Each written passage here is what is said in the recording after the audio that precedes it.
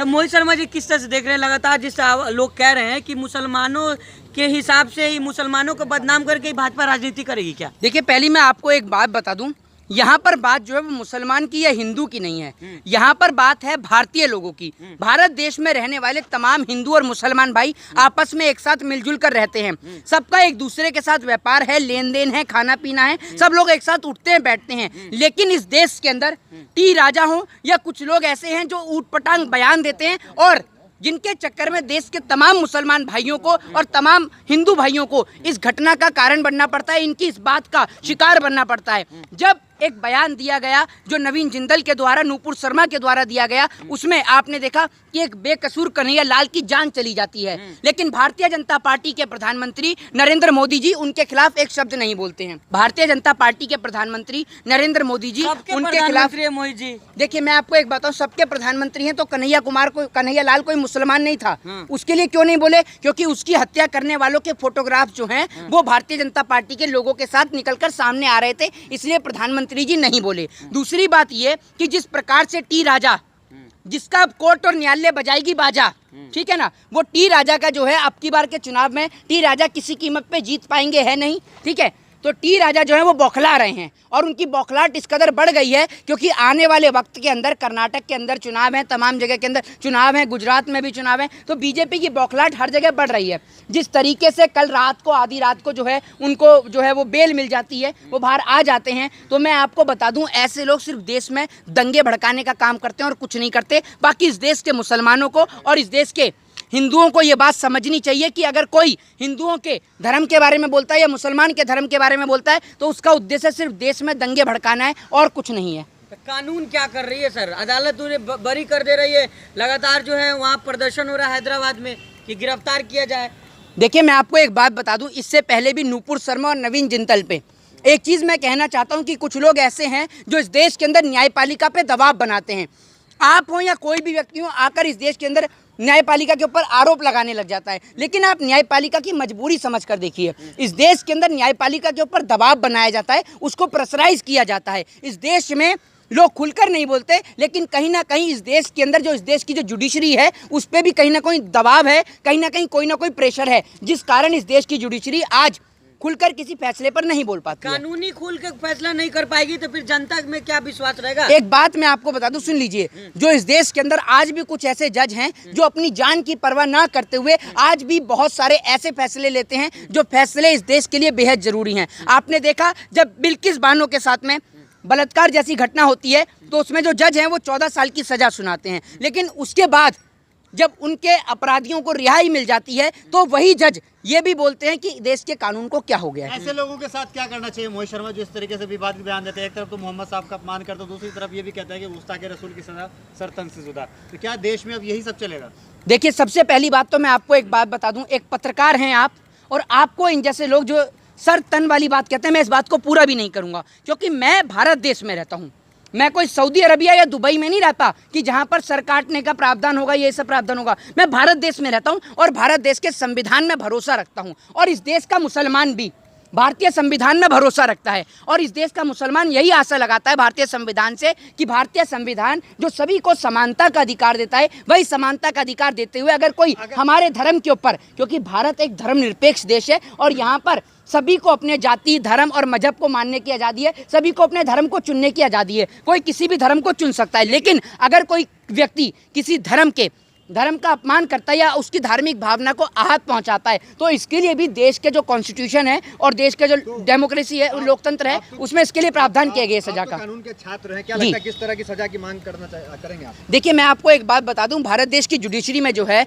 वो किसी से उसके धर्म को लेकर किसी भी प्रकार की विवादित टिप्पणी करना जिससे देश को, समाज को किसी भी प्रकार का खतरा है, ये एक राज्य के अंदर जो है वो दंगा भी भड़कवा सकते हैं, इसलिए इनके ऊपर राजद्रोह का भी मुकदमा दर्ज हो सकता है अगर सरकार चाहे तो। हुई नहीं मोहित जी, कानून के छात्र हैं आप, तो इसकी कैसे लग रहा है? वो तो कह रहे हैं कि पार्ट 2 भी आने वाला है, जो विवादित वीडियो उन्होंने डाला है, आप कहा कि पार्ट 2 भी आएगा। देखिए कोर्ट जो है उनको रिहाई दे देती है। मैं आपको एक बात बताता हूँ, पार्ट 2 आए चाहे नहीं आए, लेकिन ये बात ध्यान रखिएगा, इस देश का लोकतंत्र बहुत मजबूत है, कहीं ना कहीं आप उसको जो है तोड़ने का काम करते हैं, जुडिशरी को खरीदने और बेचने का काम करते हैं। तो मैं आपको बता दूं कि आप आज भी इस देश के अंदर बहुत सारे जज ऐसे जीवित हैं जिन्होंने लोकतंत्र को बचा रखा है। जैसे हम पत्रकारिता की बात करते हैं ना, तो पत्रकारिता को बचाने के लिए भी बहुत सारे पत्रकार जीवित हैं और लोकतंत्र को बचाने के लिए भी बहुत सारे जज जीवित हैं। तो मैं आपको बता दूं कि चाहे टी राजा हो, चाहे कोई सा भी राजा हो, इनका बाजा बजना तय है, ये बात आप लिख लीजिए।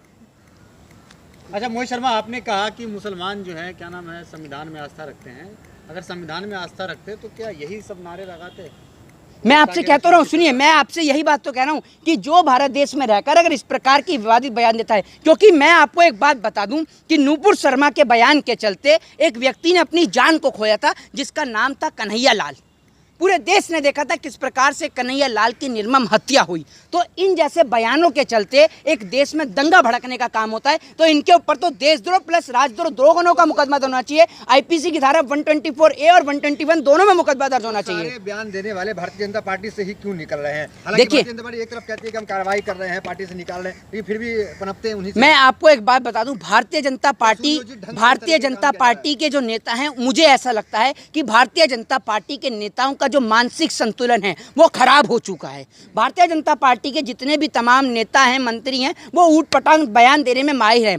बीजेपी की पार्टी के अलावा और भी इस देश में विपक्ष के नेता हैं, चाहे वो मायावती हों, चाहे वो अखिलेश यादव हों, चाहे राहुल गांधी हों, सोनिया गांधी हों, और भी बड़ी बड़ी पार्टियां हैं इस देश के अंदर, वो आज तक कोई भी विवादित बयान नहीं देती। एक देश है जिसका नाम है इंडोनेशिया, उसकी राजधानी है जकार्ता। वहाँ पर मुश्किल से हिंदुओं की जो आबादी है 2 से 3% है।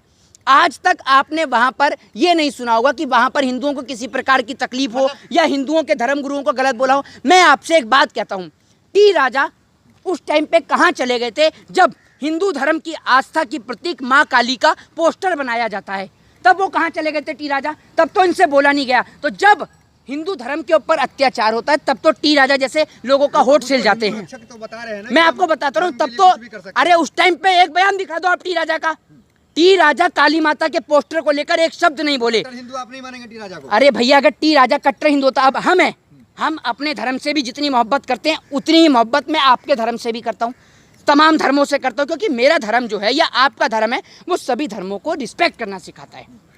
इस देश के अंदर टी राजा उस समय कहां पर चुप थे जब काली माता का पोस्टर बनाया गया? इस सवाल का आप जवाब देंगे मुझे? बताइए ना। अगर हिंदू थे तो उस समय बोलना चाहिए था, तब तो बोले नहीं। लेकिन हिंदू से कोई फर्क नहीं है, इनको हिंदू और मुसलमान कराना है कि आखिर कैसे हिंदू और मुसलमान हो। कह रहे हैं कि मुनव्वर फारूकी जब मजाक उड़ाते हैं तो कुछ नहीं, अगर हमने कोई कॉमेडी वीडियो बना के डाल दिया, उनका कहना है कि हमने जो वीडियो बनाया वो कॉमेडी वीडियो था। अरे अगर कल को कोई, सुनिए, अगर कल को कोई गोबर को अगर च्यवनप्राश समझकर चाटेगा तो आप भी चाटने लग जाएंगे। तो आप में और उसमें क्या अंतर रह गया, ये बताइए ना। और अगर उस व्यक्ति ने कोई गलत टिप्पणी करी है या अगर वो हैदराबाद के अंदर या कहीं पर भी अगर कोई शो करता है और शो करने के दौरान अगर वो कोई विवादित टिप्पणी देता है या विवादित बात बोलता है हिंदू धर्म के देवी देवताओं के खिलाफ, तो आप वीडियो लाइए सामने और कोर्ट में केस करिए। क्यों नहीं करते आप? के बयान के बाद बैंड हुई थी। अगर गल्फ कंट्री की बात करें, रिश्ता जो गल्फ कंट्री से हिंदुस्तान का बहुत अच्छा रहा है, उसमें कहीं ना कहीं खटास आया था। तो क्या आपको नहीं लगता इस तरह का बयानबाजी से रिश्ता भी बिगड़ता है? देखिए, मैं आपको बता दूं कि भारत देश जो है वो तेजी से जो विकास के रास्ते पर चल रहा था, पहले विकास के रास्ते में बाधा बनने का काम किया भारतीय जनता पार्टी ने। अब उसके बाद भारतीय जनता पार्टी के नेता बन रहे विकास में बाधा। ये ऊट पटांग बयान देकर भारत देश की जो तेजी से बढ़ती अर्थव्यवस्था है उस पर लगाम कसने का काम कर रहे हैं। जिस प्रकार से विदेशी कंट्रियों के द्वारा भारत के बहुत सारे प्रोडक्ट को बैन भी किया गया था और बहुत सारी चीज़ों को लेकर विदेश से टिप्पणी भी आई थी, तो कहीं ना कहीं ये सारी चीज़ें भारत देश को जो है वो शर्मसार करने के लिए करती हैं, भारत देश को शर्मिंदगी कर देती हैं कि भारत वो मुल्क जो नारा देता है अतिथि देवो भव और जो कहता है वसुदेव कुटुंबकम कि आप आइए, आप सभी का स्वागत है इस देश के अंदर, उस देश के अंदर जहाँ पर पूरे विश्व के मुकाबले, सारे विश्व के मुकाबले जहाँ मुसलमान रहते होंगे, सबसे ज़्यादा मुसलमान इस देश में रहते हैं और सबसे ज़्यादा हिंदू इस देश में रहता है।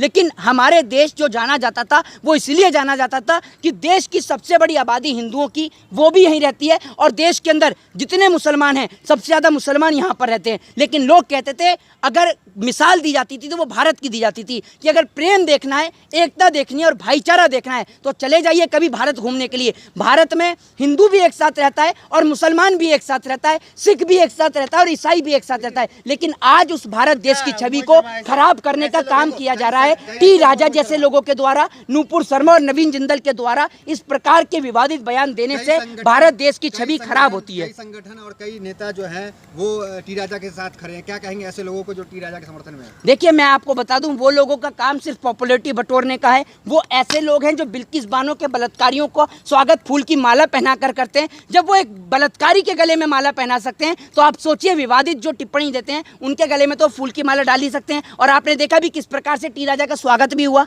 मतलब इस देश में अगर कोई जहर घोलेगा, विवादित बयान देगा, तो अब उसका स्वागत जो है वो फूल की माला से होगा। ये किस प्रकार से भारत देश की आस्था को खराब कर रहे हैं? कि ऐसे लोगों को क्या सजा मिलनी चाहिए जो इस तरीके से बयान? देखिए, ऐसे लोगों के ऊपर देशद्रोह और राजद्रोह दोनों का मुकदमा दर्ज होना चाहिए और ऐसे लोगों के खिलाफ कड़ी से कड़ी कार्रवाई होनी चाहिए। इनको उम्र कैद की सजा बिल्कुल होनी चाहिए, उम्र कैद होनी चाहिए। और सबसे पहले तो इनका जो मेंबर लेजिस्लेटिव असेंबली जो ये एमएलए हैं, इनकी सबसे पहले एमएलए की जो इनकी जो एमएलए की सदस्यता है उसको रद्द किया जाना चाहिए और ये जो एमएलए की पोस्ट पर हैं उससे हटाया जाना चाहिए। और इससे और इनके बयान से देश के अंदर की जो एकता, अनेकता और अखंडता है उसको बहुत बड़ा खतरा हो सकता है। भारत देश के जो मुसलमान हैं और जो हिंदू हैं, जो एक साथ मिलजुल कर रहते हैं, उनके आपसी प्रेम में मनमुटाव पैदा हो सकता है। तो मैं देश की न्यायपालिका से गुहार लगाता हूं कि भारत देश के अंदर किसी भी धर्म के खिलाफ, विवादित बयान देने वालों के खिलाफ राजद्रोह और देशद्रोह दोनों की धारा में मुकदमा दर्ज होना चाहिए। जय हिंद, जय भारत, वंदे मातरम।